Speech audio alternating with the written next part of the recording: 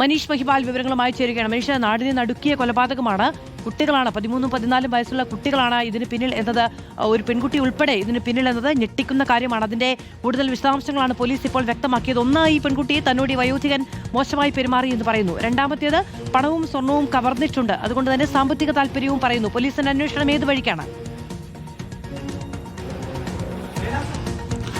മധു, നമ്മൾ പങ്കുവച്ച വിവരങ്ങൾ കൂടാതെ പുതിയതായി പോലീസിൽ നിന്ന് ലഭിക്കുന്ന വിവരം, അതായത് ഈ കൊല്ലപ്പെട്ടയാൾ ശിവൻകുട്ടിയുടെ ഭാഗത്തു നിന്ന് പെൺകുട്ടിക്ക് മോശമായ പെരുമാറ്റങ്ങൾ അനുഭവിക്കേണ്ടി വന്നു, ബാഡ് ടച്ച് അടക്കം ഉണ്ടായി, അത് ആൺ സുഹൃത്തിനോട് പറഞ്ഞു. പക്ഷേ ഇത് സ്ഥിരീകരിക്കാൻ പോലീസിനായിട്ടില്ല. അതായത് പെൺകുട്ടി ചോദ്യം ചെയ്യലിലാണ് ഇങ്ങനെ കൊല്ലപ്പെട്ടയാൾ ഈ രീതിയിൽ മോശം രീതിയിൽ പെരുമാറുകയും ബാഡ് ടച്ച് ഉണ്ടാവുകയും ചെയ്തു എന്ന വിവരം പോലീസിനോട് പറയുന്നത്.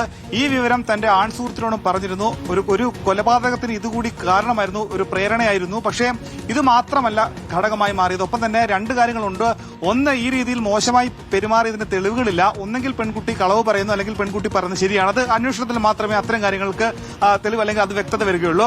രണ്ടാമത്തെ കാര്യമാണ്, പെൺകുട്ടി ഇയാളെ കൊല്ലാൻ നേരത്തെ തന്നെ പദ്ധതി ഇട്ടിരുന്നുള്ള കാര്യം പോലീസിന് മനസ്സിലായിട്ടുണ്ട്. അതായത് മാസങ്ങൾ, 1-2 മാസങ്ങൾക്ക് മുൻപ് തന്നെ ഈ രീതിയിൽ ദിവസങ്ങൾ വീട്ടിൽ ആളില്ലാത്ത അവസരം ഉണ്ടാകുമെന്ന് ഈ ആൺ സുഹൃത്തുക്കളും അല്ലെങ്കിൽ സുഹൃത്തുക്കളുമായി നേരത്തെ തന്നെ ആ വിവരം പങ്കുവച്ചിരുന്നു. അങ്ങനെ പ്രൊഫഷണൽ മോഷ്ടാക്കൾ ചെയ്യുന്നത് മാതൃകയിലാണ് ഇവരെ മോഷണം നടത്തിയിരിക്കുന്നത്. അതായത് ഏറ്റവും കൂട്ടത്തിൽ മെലിഞ്ഞ ലീനായിട്ടുള്ള ആളാണ് ഈ ബാത്റൂമിലെ വെന്റിലേഷൻ വഴിയാണ് വീട്ടിനുള്ളിലേക്ക് കയറുന്നത്. ഒപ്പം തന്നെ പ്രൊഫഷണൽ രീതിയിലാണ് കൈയും കാലും കെട്ടിയിട്ട ശേഷം മുളകുപൊടി അടക്കം വിതറുന്നു, മർദ്ദിക്കുന്നു. ക്രൂരമായ മർദ്ദത്തിന് ഒടുവിലാണ് തലയ്ക്ക് ക്ഷതമേൽപ്പിച്ചുകൊണ്ട്, അതായത് ശബ്ദം കേൾക്കാത്ത, പുറത്തേക്ക് ആരും ആളുകൾ തിങ്ങിപ്പാർക്കുന്ന മേഖലയാണ്, അതുകൊണ്ട് തന്നെ ശബ്ദം പുറത്തേക്ക് വരാത്ത, നിലവിളിച്ചാൽ പോലും കേൾക്കാത്ത തരത്തിൽ വായിലേക്ക് തുണിയടക്കം തിരികെ കയറ്റിയുള്ള ഒരു കൊലപാതകം നടത്തിയിട്ടുള്ളത്.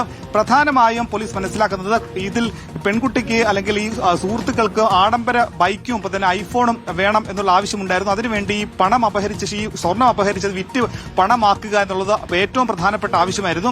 അതിനുവേണ്ടിയിട്ടാണ് ആദ്യഘട്ടത്തിൽ തന്നെ ഒരു മോതിരമാണ് ആദ്യം വിറ്റത്. അത് കൊല്ലം കരുനാഗപ്പള്ളിയിൽ ആദ്യം വിറ്റു, അത് 16,000 രൂപയ്ക്ക് വിറ്റു. ഈ 4 പേരെ കൂടാതെ നിലവിൽ ഇതുമായി ബന്ധമുള്ളത് ഒരാൾക്ക് മാത്രമാണ്. അതായത് ഈ സ്വർണം കൊണ്ട് വിറ്റാൻ ശ്രമിച്ച ആളാണ്. പക്ഷേ അയാൾക്ക് കൊലപാതകത്തെ പറ്റിയോ ഇത് മോഷണ മുതലാണെന്നോ കാര്യത്തെപ്പറ്റി അറിവില്ലായിരുന്നു. ഇപ്പോഴിതാ ഈ 4 പേരും പോലീസിന്റെ കസ്റ്റഡിയിലുണ്ട്. CWC ഉദ്യോഗസ്ഥരുടെ സാന്നിധ്യത്തിലാണ് ഇവരുടെ ചോദ്യം ചെയ്യൽ. വരുന്ന മണിക്കൂറിൽ ജുവനൈൽ കോടതിയിൽ ഹാജരാക്കും. ജുവനൈൽ ഒബ്സർവേഷൻ കേന്ദ്രത്തിലേക്ക് ഇവരെ മാറ്റിയ ശേഷം പിന്നീട് അതായിരിക്കും അവരുടെ ഒരു കസ്റ്റഡി എന്ന് പറയുന്നത്. അവിടേക്ക് മാറ്റിയ ശേഷം വീണ്ടും കൂടുതൽ കസ്റ്റഡിക്ക് വേണ്ടി ജുവനൈൽ കോടതിയിൽ തന്നെ പോലീസിന് പോകേണ്ടി വരും. സാധാരണ കേസിലെ പ്രതികളെ പോലെയല്ല, ഇവർക്ക് CWCയുടെ സംരക്ഷണം ഉള്ളതുകൊണ്ട് തന്നെ, ചൈൽഡ് ലൈനിന്റെ സംരക്ഷണം ഉള്ളതുകൊണ്ട് തന്നെ അവരെ ആ രീതിയിൽ മാത്രമേ അവരെ ഇനി അടുത്ത ദിവസങ്ങൾ ചോദ്യം ചെയ്യാൻ സാധിക്കുകയുള്ളൂ. ഇപ്പോൾ വരുന്ന മണിക്കൂറിൽ ചോദ്യം ചെയ്യുന്ന പരമാവധി തെളിവുകളും വിവരങ്ങളും പോലീസ് ശേഖരിച്ചിട്ടുണ്ട്. നിലവിൽ പോലീസ് മനസ്സിലാക്കുന്നത് ആദ്യഘട്ടത്തിൽ തന്നെ കൊലപാതകമാണെന്ന് തെളിഞ്ഞിരുന്നു.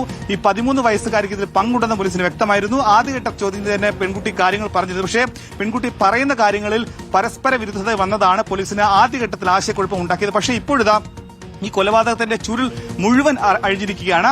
2 കാരണങ്ങളാണ്. ഏറ്റവും പ്രധാനപ്പെട്ട കാരണം ഈ മോഷ്ടിക്കുക, ഈ സ്വർണം മോഷ്ടിച്ച് ഇയാളെ കൊലപ്പെടുത്തുക. രണ്ടാമത്തെ കാര്യമാണ്, ഈ പെൺകുട്ടി പറയുന്നത് ശരിയെങ്കിൽ മാത്രം അത് ഈ കൊല്ലപ്പെട്ടയാൾ ബാഡ് ടച്ച്, അതായത് മോശമായി പെരുമാറിയത് പ്രകോപനമായതും അത് ഈ കൊലപാതകത്തിലേക്ക് നയിച്ചു. എന്നാണെങ്കിലും ഇപ്പോഴത്തെ ആലപ്പുഴ ജില്ലാ പോലീസ് മേധാവി ഒപ്പം തന്നെ ദക്ഷിണ മേഖല IG അടക്കം ഈ സ്ഥലത്തെത്തി, അതായത് ഹരിപ്പാട് കരുവാറ്റയിൽ നടത്തിയിരിക്കുന്നു. എങ്ങനെയാണ് ഇത് ആസൂത്രണം ചെയ്തത്? മാസങ്ങൾക്ക് മുൻപ് തന്നെ ഈ കൊലപാതകം ഈ പെൺകുട്ടിയും സുഹൃത്തുക്കളും തമ്മിൽ ആസൂത്രണം ചെയ്തിരിക്കുന്നു എന്നതടക്കമുള്ള വിവരങ്ങളാണ് പുറത്തു വരികയും ചെയ്യുന്നത്. ഈ പെൺകുട്ടിയെ മോശമായി സ്പർശിച്ചു എന്നടക്കമുള്ള ആരോപണങ്ങൾ ഉന്നയിക്കുന്നുണ്ട്. പക്ഷെ അപ്പോഴും പോലീസ് പറയുന്നു കൊലപാതകത്തിന് ശേഷം മാത്രമാണ് ആ പെൺകുട്ടി അത്തരത്തിലൊരു നിലപാടെടുത്തിരിക്കുന്നത്, അതിൽ അന്വേഷണം വേണ്ടതുണ്ട് എന്ന്.